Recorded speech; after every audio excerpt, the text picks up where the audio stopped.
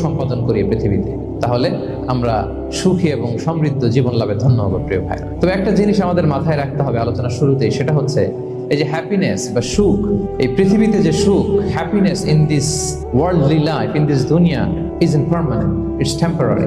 পৃথিবীর সুখটা এটা পার্মানেন্ট, এটা অস্থায়ী, টেম্পোরারি। পার্মানেন্ট সুখ দেয়া হবে জান্নাতে। আওয়াজ করে বলেন কোথায়?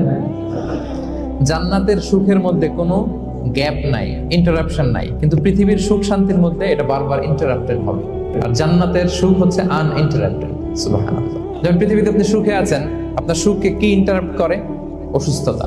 খুব সুখে আছেন, শান্তিতে আছেন, হঠাৎ অসুস্থতা চলে আসছে, তার মানে ইন্টারাপশন হয়েছে না? বলেন, কিডনি ফেলিওর করলো, হার্ট অ্যাটাক, ক্যান্সার স্টেজ 3-তে চলে গেছে, 4-এ চলে গেছে, তাহলে হ্যাপিনেসটা আর থাকলো না, এটা টেম্পোরারি।